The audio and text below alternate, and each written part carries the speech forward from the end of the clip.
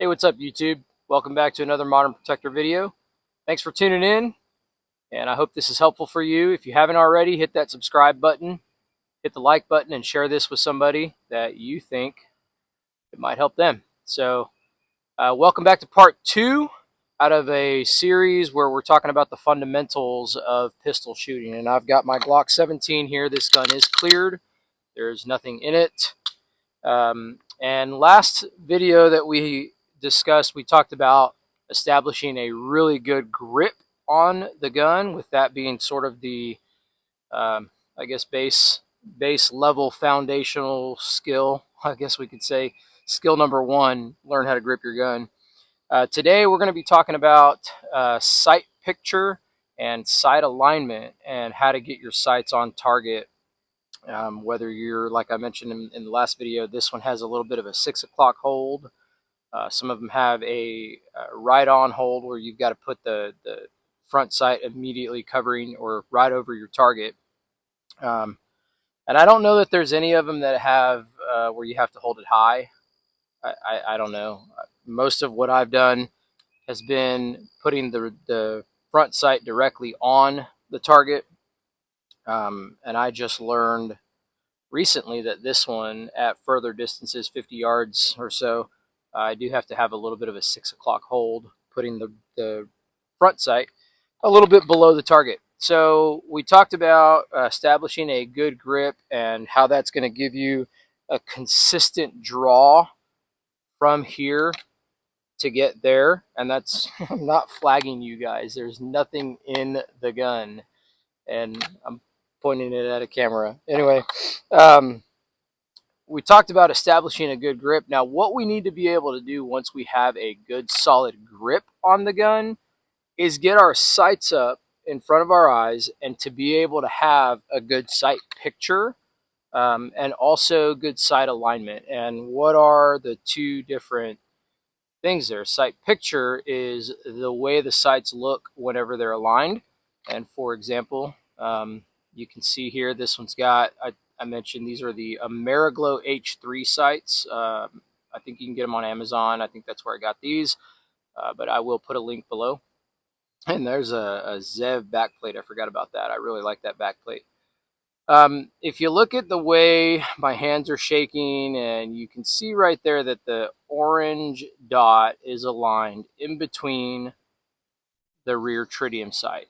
And if I'm looking at a clear sight picture, or I've got this gun presented out in front of my face, what I want, and the way I say this, is called equal height. So if I drew a line across the top of these, and you get that orange dot in there, the orange dot is actually going to be lined up right where my finger is, because that's the equal height. And I can't keep my hand still for some reason this morning.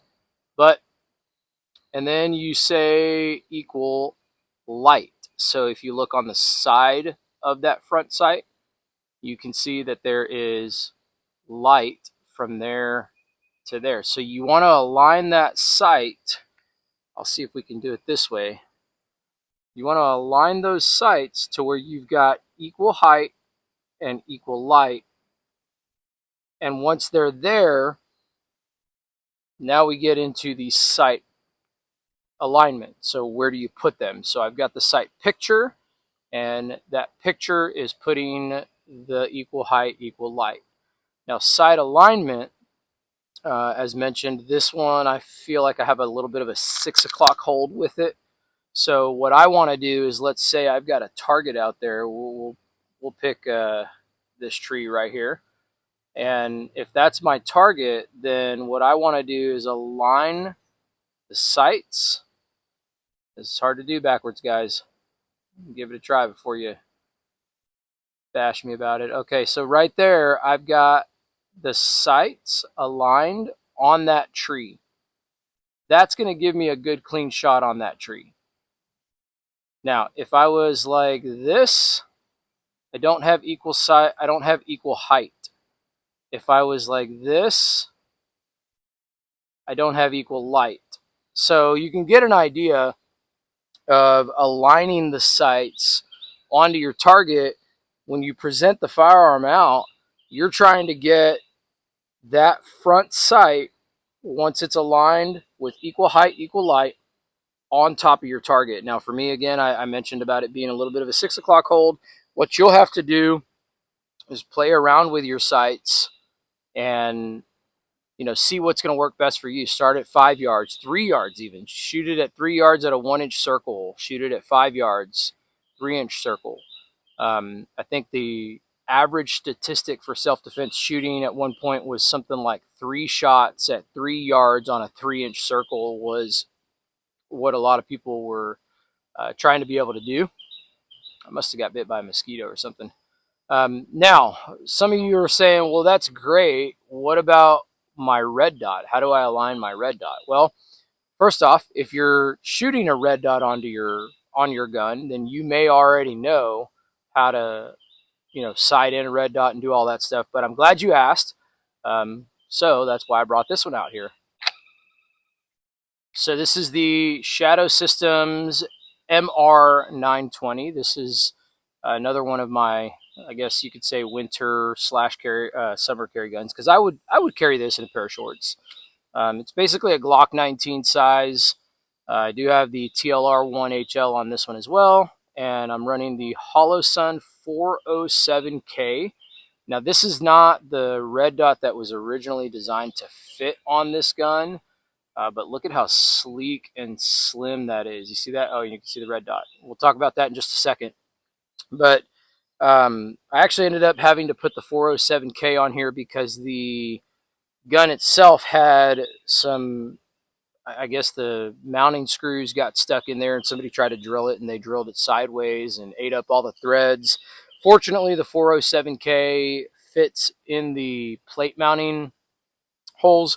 So I do have I can't remember what barrel it is. I want to say Rival Arms, twisted threaded barrel in this. And this gun's clear, guys. All these guns out here are clear. I'm actually not going to be shooting any live fire today because there's some land clearing going on at the back of the property and I don't want to throw any bullets back there. So that's a Rival Arms twisted threaded barrel and a Griffin Armament micro comp. Supposedly that cuts your recoil down by about 25%. I don't know how to measure that, but I do feel like it gives me a little bit better recoil management than shooting the Glock 17. Okay, so how do we align a red dot? Now, first off, with a red dot, what I have a video out, and I'll try to put a link somewhere. I have a video out that talks about the fastest way to sight in a red dot. And your red dot, if you take a look at, you can see that dot in there. If I just put those sights aligned the way that I talked about, you can see that red dot is basically right on top of that front sight. And that's what I do to start out.